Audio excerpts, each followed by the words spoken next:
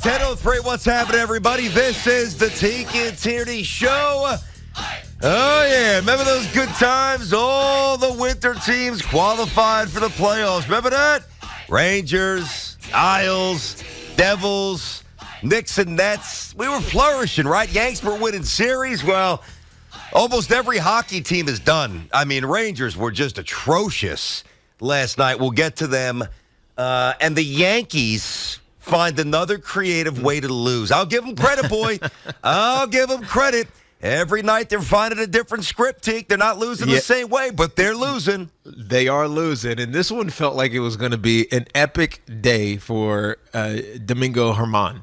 We've talked about not trusting him, not having his greatest stuff, how it seemed like he just wasn't going to be that guy. You know, him and Clark Schmidt thrust into this role that they're not accustomed to or used to, and all of a sudden, here he is throwing 8 unbelievable innings. He gets into the 9th inning, gets one out, and then all of a sudden gives up a single and gets pulled. It's just, in my mind, I'm saying, all right, I know Quan, got a good wood on that one. Okay, great. But to pull him at that point, it almost felt like Aaron Boone was overthinking it. You know that the bullpen we know where it is, right? Sometimes it's really good, other times it gives up a lot of traffic.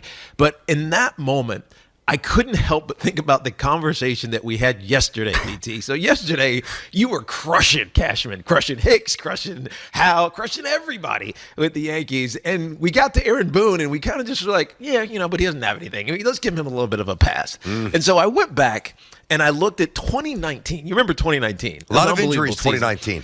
Ton of injuries in 2019. Giancarlo Stanton played 18 games. Didi played 82. Hicks, who had just signed a long-term extension in February and then immediately got hurt, he only played 59 games. So it was a lot. CeCe was at the end of his career, right? I think he only had 22 starts in that game. Everybody was about 3.5 to 4 something ERAs, but Aaron Boone managed the hell out of that team to 103 wins, 59 losses. They were first in the division, obviously. It's the best that they've been since 2009, right? He lost Manager of the Year to Rocco Baldelli, but he should have won it because of how he managed all the injuries that season. Got the young guys playing. That was Glaber's year, etc. And so I was thinking yesterday as I'm watching this game, are we giving Aaron Boone too much of a pass? Are we giving him a pass because of everything that's gone wrong? What is the expectation of him? It's almost like, well, his hands are tied. What can he do? But he's done this before, and he's done it at a high level that made the Yankees a 100-plus win team. I think we have to be critical on Aaron Boone at this point. We have to because he's been in this situation before. It's not ideal, but Aaron Boone's got to find a way to get the best out of these guys because that's why he is there. That is he is not the upper echelon super manager of the year every year. It's not going to be his MO. But when you have adversity, this is what he gets you through, and he hasn't done it effectively so far this year, including yesterday pulling Domingo Germán from an unbelievable outing just because he gave up a single in the 9th inning. It's a good take, Teak. It's a good take, and the thing, just to touch on Germán for a moment before you get back to your Boone stuff, which is interesting here. 6 of the outs from Germán came on the first pitch. So there's a couple of ways to get 88 pitches, and obviously, his was incredibly linear. It was very direct. There was nothing laborious about it at all.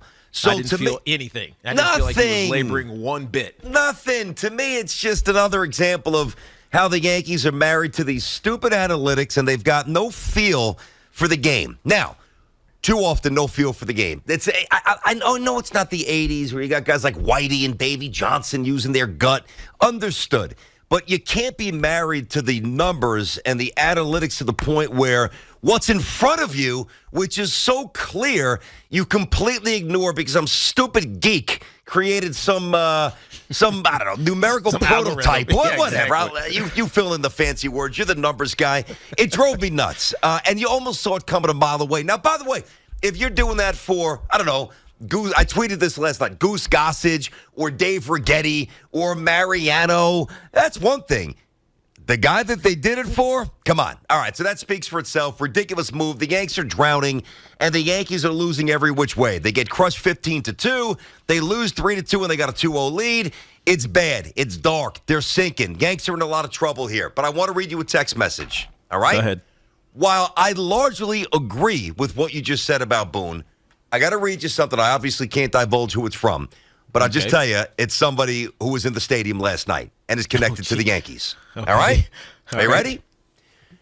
That move to the bullpen was all Cashman. Boone didn't want to leave him in and get second-guessed by the nerds. Simple as that. No feel. Come on. Well, I'm just reading this.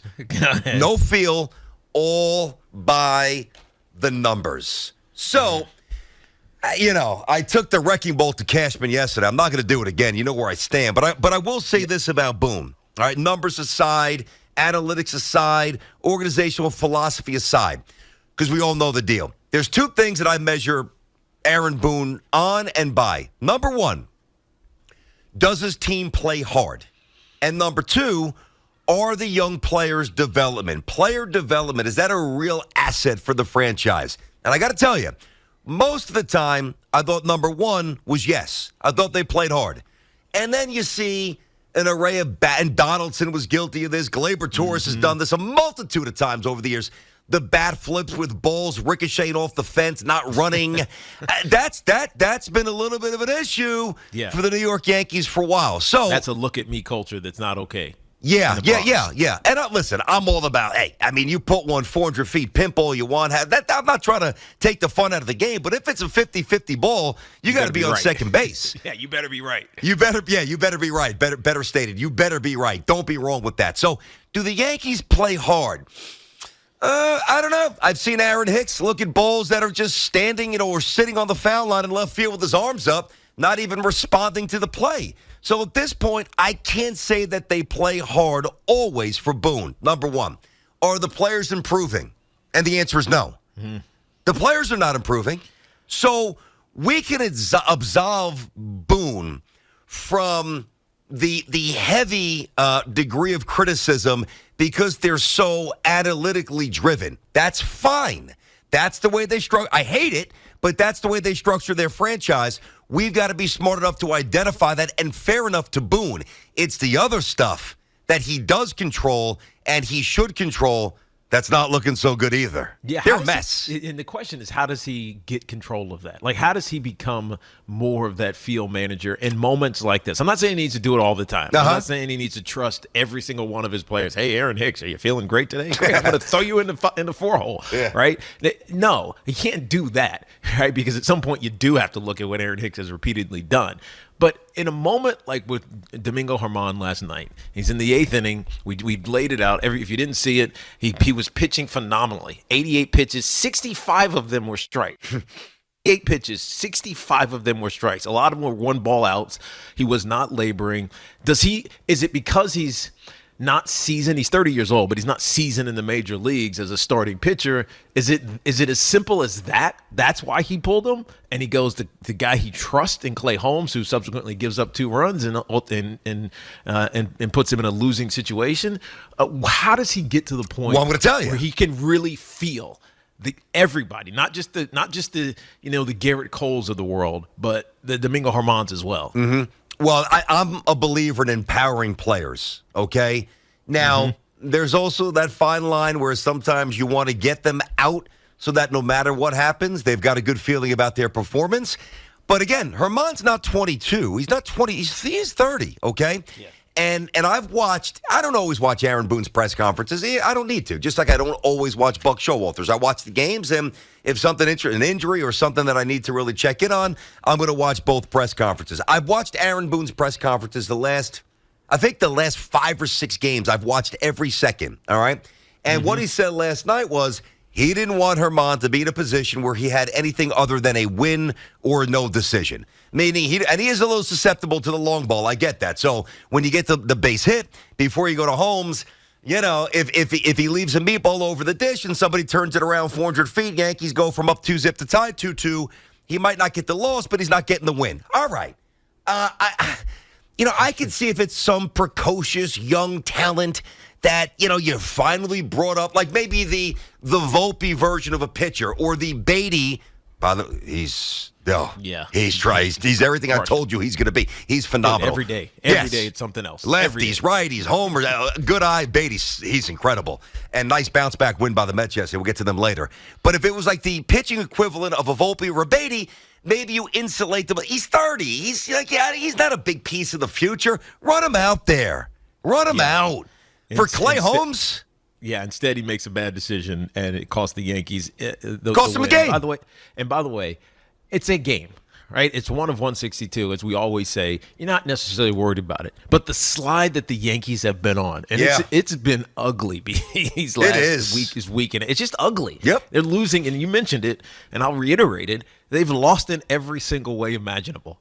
And whether it's bad pitching, whether it's not hitting, whether it's the guys you rely upon, Nestor Cortez getting smashed around in the first inning for 7 runs a couple of starts ago, whatever it is, they're finding ways to lose unless it's Garrett Cole on the mound. And if you're a Skip, all you got to do, even if it means nothing because it's 1 of 162, as I just said, you got to find a way to win a game like you did, like that one last night. You got to bag that one. You got the Rays coming up 7 games in the next 13 days. It's not going to be easy. 877-337-6666. I just don't look at the Yankees as a playoff team. I mean, I'll be watching. I'll be hoping. I'll be rooting. I don't expect any real change here, or at least not any sustain. I'm not saying the Yankees can't win today or tomorrow or steal a series from the Rays. I mean, it's baseball, Susan. So anything can happen.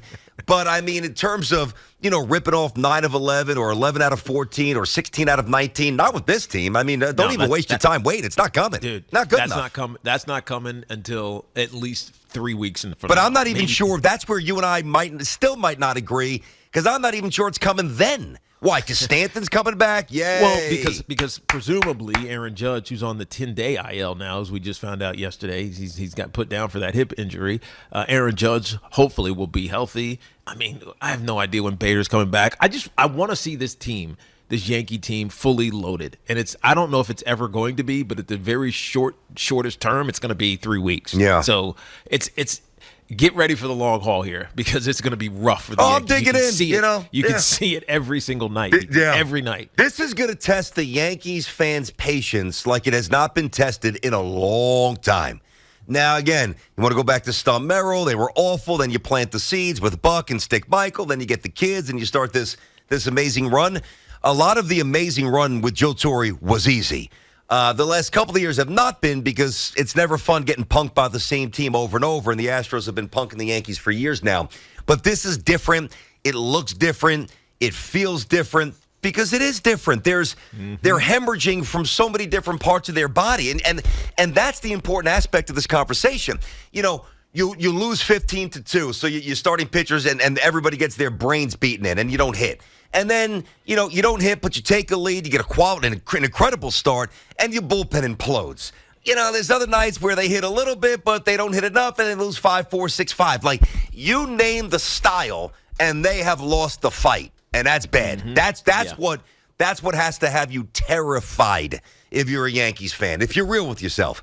All right, Teak, 877-337-6666 inside of our Town Fair Tire studio. Our friends at Town Fair remind you that you always get the guaranteed lowest price on name brand tires from Connecticut to Maine. Nobody beats Town Fair Tire. Nobody. We'll get to the Rangers, Devils. We'll get to the Knicks. What is this Jalen Brunson injury about? Jeez. But right now, we're cranking out the Yankee anger and disgust and confusion. Chris, Long Island. What up, Chris?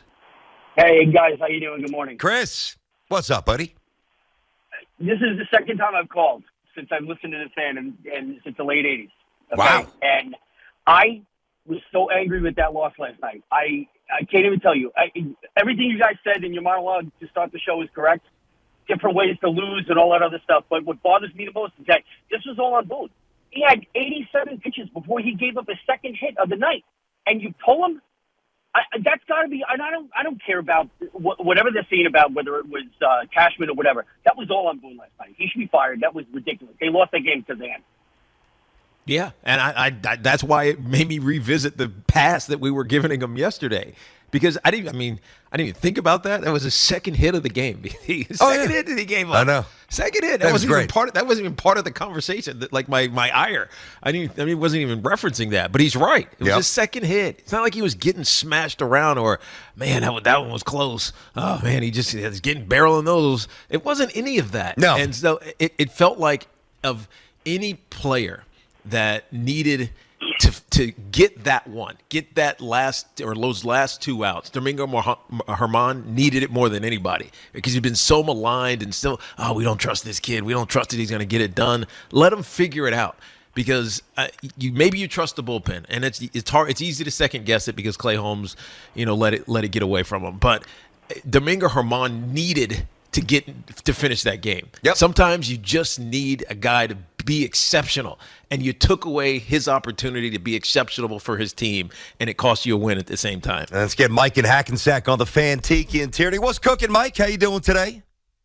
I'm doing okay after last night's just debacle. I am just disgusted with this team. Like you said, BT, they find ways to lose this game. So what did Boone look at his little cheat sheet? 9th inning, pitcher, take out, man on first base. Give me a break. I mean, I'm not a baseball savant. Why would you take him out for Mr. Clay Holmes? You can't trust this guy.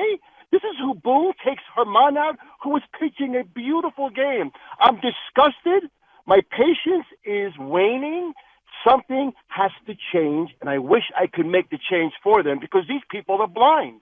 All of them. Cashman, Boone, the management, and I know injuries are killing us. Yep. And you're right, BT. The team is not all there. But even if they are, it would have been put Josh Donaldson back on third base. Yeah. I mean, yeah. I mean, Mike, they make it seem like Greg Nettles is out. And, Dave Winfield's hurt, and he's going to come back to left field any moment. I mean, the players who are hurt are always hurt, which is one of my main gripes with the general manager. You don't get a pass when guys get hurt if everybody that you pursue is historically hurt. Mm-hmm. You just don't. Yeah. I'm sorry. You don't. I go back to that 2019 season, BT, Yeah. because I was digging into it hard. Okay. They signed Sevy in February, like, I don't know, 3rd or 4th, whatever it was. It was early in February. Then a week or so later, they signed Hicks. Before a month is done, both of them are hurt. Yeah. Both of them. Yeah.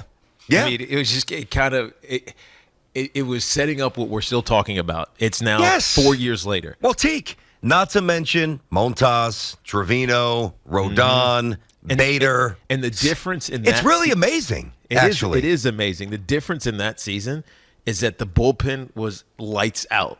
This is why Ottavino, everybody still has on the top of their mind, is this great guy, this great pitcher. Britton was fantastic. And Aroldis Chapman, he was at his peak. So they survived it because the bullpen gave them an edge that not any other team in that type of situation would have had. They don't have that edge anymore. No, they really don't. And I'll tell you, I was thinking about this last night, and I don't say this for clicks. I don't say this. I just say this because last night was the first time I truly felt it. All right, the Yankees' aura is gone. Mm. The Yankees' aura no longer exists. Wow, that's saying a lot. No, and I'm not, but I believe that. And you're not wrong. I don't think you're wrong. You know what I mean? Like, these young teams roll in. They don't respect the Yankees. Oh, they don't fear the Yankees. They're not scared. Yankee Stadium doesn't intimidate them like it used to. The stadium doesn't intimidate them. The players in the uniforms don't intimidate them. I mean, now you got all these young upstarts, the Orioles, the Rays, who are no longer upstarts. The Rays just, are borderline dominant. The Astros for years. The Twins don't fear them anymore, despite what the Yankees have done against them this century. It's really hard to build up this incredible brand in sport. And I'm not saying that the Yankees can't get it back. I'm not saying that it's gone forever. But right now, you look at the NY, you look at the pinstripes, you look at the fabled history, and again, you look at the aura, and that energy and that conviction behind it it's dissipating. Yeah. And it's dissipating fast. Each year you get knocked out, early or by a young team or by the same team, you lose a little bit of mystique. And, it's where are we? It's just they're just like any other team. Not a good one. It really feels like it's gone. Yeah. It's crazy. It's tough to accept, I think, is the hard part. Yeah, I mean, I guess, 877-337-6666.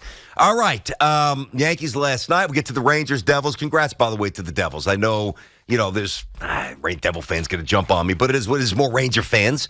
But you know what? Devils just kicked their ass. They lit them up, man. They lit them up. And Fox's mistake last night, which opened up the floodgates, I mean, to me, that's almost akin to forgetting how many outs there are on the bases in the American League Championship Series and getting doubled up. I mean, that was what a lack of effort and awareness. That was awful. So we'll get to that as well.